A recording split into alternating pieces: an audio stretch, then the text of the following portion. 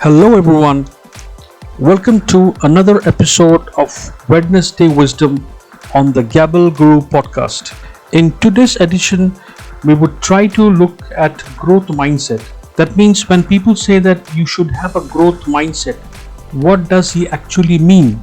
So let's try to explore what does having a growth mindset actually mean. Scholars are deeply gratified when their ideas catch on, and they are even more gratified when their ideas make a difference, like improving motivation, innovation, or productivity. But popularity has a price, and people sometimes distort ideas and therefore fail to reap the benefits. Individuals who believe their talents can be developed through hard work, good strategies, and input from others have a growth mindset.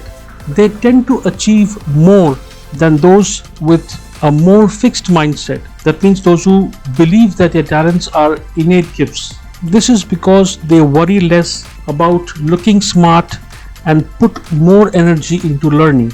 When entire companies embrace a growth mindset, their employees report feeling far more empowered and committed. They also receive greater organizational support for collaboration and innovation. In contrast, people at primarily fixed mindset companies report more cheating and deception among employees, presumably to gain an advantage in their talent race. Now, growth mindset has become a buzzword in many companies, even working its way into the mission statements. Now, people have a limited understanding of this idea. Now, there are some common misconceptions. Number one, I already have and have always had a growth mindset. Now, people often confuse a growth mindset with being flexible or open-minded or having a positive outlook. Now, these are qualities. Now, this is a false growth mindset.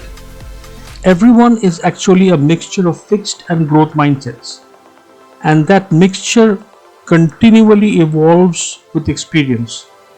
A pure growth mindset doesn't exist, which we must acknowledge to attain the benefits we seek. Second, a growth mindset is just about praising and rewarding effort. This is not true for students in schools, and it's not true for employees in organizations. In both the settings, the outcomes matter. Unproductive effort is never a good thing. It's critical to reward not just effort but learning and progress, and to emphasize these processes that yield these things, such as seeking help from others, trying new strategies, and capitalizing on setbacks to move forward effectively. The bottom line is follows from deeply engaging in these processes. Number three, just espouse a growth mindset and good things will happen. Now, mission statements are wonderful things. You can't argue with lofty values like growth, empowerment, and innovation. But they are meaningless to employees if the company doesn't implement the policies that make these values real and attainable. Organizations that embody a growth mindset encourage appropriate risk taking, knowing that some risks won't work out. They reward employees for important lessons learned. Even if a project does not meet its goals, they support collaborations across organizational boundaries rather than competition among employees or units. They are committed to the growth of every member, not just in words, but in deeds, such as broadly available development and advancement opportunities. And they continually reinforce this growth mindset with concrete policies. Even if we correct these misconceptions, it's still not easy to attain a growth mindset. One reason is we all have our own fixed mindset triggers. When we face challenges, receive criticism, or fare poorly compared to others, we can become insecure or defensive, which restricts your growth.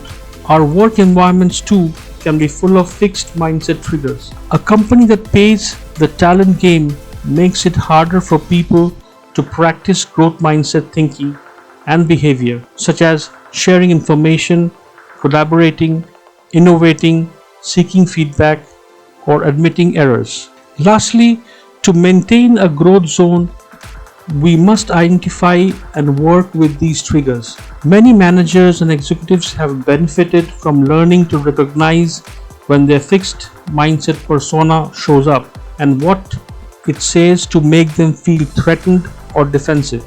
Most important, over time, they have learned to persuade it to collaborate with them as they persuade challenging goals.